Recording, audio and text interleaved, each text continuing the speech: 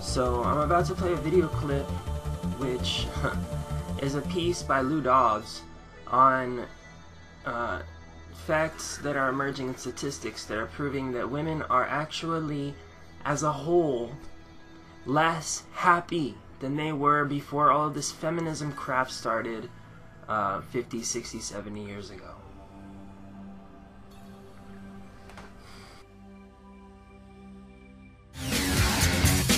The feminist movement in this country promised women once that they could have it all: a successful career, financial success, and a family. But now, a controversial new study by the University of Pennsylvania suggests that women are less happy than men, despite all of the progress that women have made since the 1970s. Inez Ferre has our report. You've come a long way, baby. Women have come a long way in the last 35 years, but despite a movement that brought so much progress to American women, their happiness has dropped relative to men over the last 3 decades. The reason we find that surprising is that if you look across society, there's been a lot of social change that shifted things towards women. The data was studied by 2 researchers at the University of Pennsylvania who say a happiness gender gap is emerging. We look across age groups, across marital status, across labor force participation, across whether you have children or not, and we find that there's not a particular group of women who've become less happy, but rather all women across all of these categories have become less happy over time relative to men. The analysis does not conclude why women's happiness has declined, but it doesn't rule out, among other reasons, whether more opportunities to succeed have increased a woman's expectations on herself, or whether the pressures of their modern lives have come at the cost of happiness. Some feminists question the study, including the measurement of happiness in general. Others say the happiness gap is no surprise because of how hard women are expected to work outside and inside the home.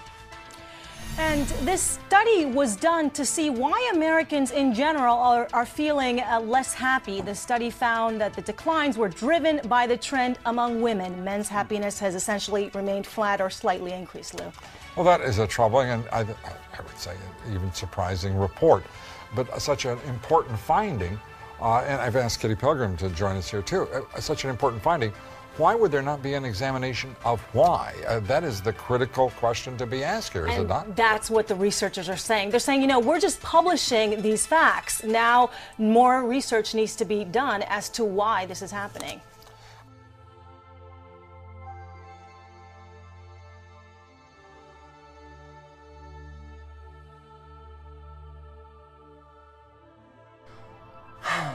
Why are women unhappy? Why can't you find satisfaction, women? Huh? I mean, it's all about you anyway, isn't it? It's been that way seemingly for the last 50, 60 years. You know, I've said it before in previous videos and other places. Feminism and all this movement towards, you know,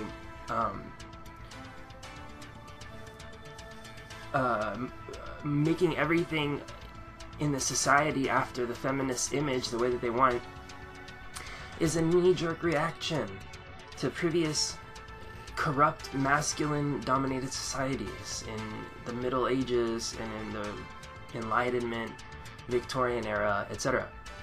So it's a knee-jerk reaction to Victorian era type oppressive, what they view as oppressive gender roles. So in reaction to that Victorian era gender role stereotype that you're trying to escape, of women as dainty and helpless and only being able to be taken care of by a man and foolish and lusty and all these things, you have been so bold as to say that all of these things are fabrications by the males to oppress you, and in their place you haven't really designated a new type of female, you know, energy and persona to take the place of this stereotype which you're rebelling against. And so what did you do? You emulated men. You didn't have anything else really to look for, and you had associated everything feminine with oppression and some kind of artificial gender roles, you know, which came out of the Enlightenment, etc., coming out of, you know, strict religious kind of mentality. People shuck their roles, and they view these things as oppressive. It says on the Feminism Wikipedia page that feminists, one of their positions is that gender roles themselves are oppressive. Okay, well, you've thrown off your female gender roles and you've adopted the male gender roles. You've kept a little bit of the female stuff there that you have identified with, but for the most part, it's all gone. There's no chivalry anymore. Not because men don't have it in them to be chivalrous, but because there's no women worth using that chivalry upon. There's no women which allow for chivalry. In other words, male honor. Because they view this as some kind of bygone oppressive role of the past. Well, now you have your quote-unquote equality, females. You're pretty much the same as men now. You have the same responsibilities, obligations, society expects the same of you, and you're unhappier. You know, this just brings to mind like some old, you know, male from the 1920s or 30s shaking their fist at these uppity women, just telling them, "I told you so," you know? Anybody from back then could have predicted that this would happen if you gave women all of these obligations and responsibilities and treated them just like males, as if they were just like males. But they're not. It's not in a woman's nature to be like a man. A woman is not happy independent. Neither is a man, really. But a man is okay independent. A man can get by themselves. A man is just fine when they're independent. He'll find a woman sometime and make a family, but a man can do fine on their own. Whereas a woman needs their family. A woman needs their, you know, a husband or a brother. A woman needs a strong support group.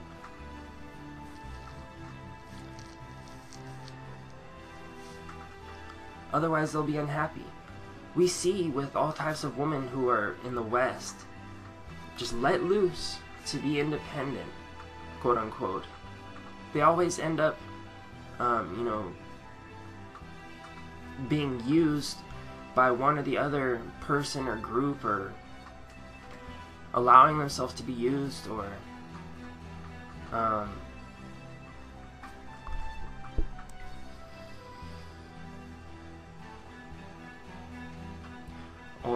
you know, getting into relationships which are problematic, getting all absorbed and stuck on the person. You see so many mental and psychological problems in these women who are independent, whether they're off at college or left home and they're working, or they're somewhere. All these women who are independent, you see that they're not doing well psychologically and socially, because it's not in a woman's nature to be independent. It's in a woman's nature to accentuate a man, just like it's in a man's nature to accentuate a woman. And these aren't oppressive roles. You know, somehow these roles have worked for millions and billions of people for thousands of years. Why is that? You know, is it because these people were just old-fashioned traditionalists and they were just not as intelligent as modern man? Rather, these people were simple. They didn't fight against nature. They didn't rebel against God.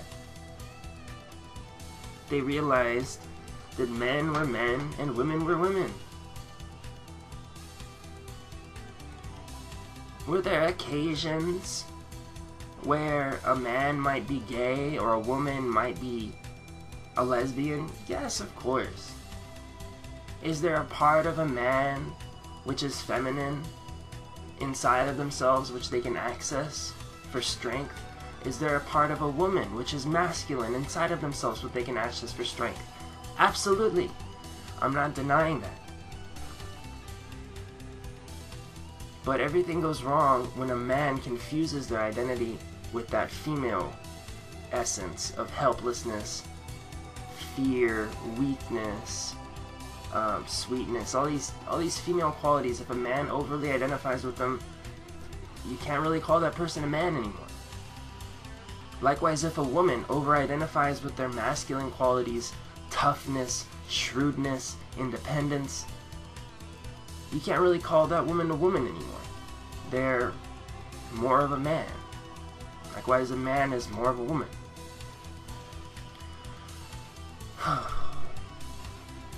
So this is what's been going on for the last 50 years, and it's been entering into American collective unconscious until we reach the point now where in our country we view gender roles as a thing of the past. We view that gender roles aren't have anything to do with reality. And lo and behold, women are more unhappy than they were in the past. Go figure.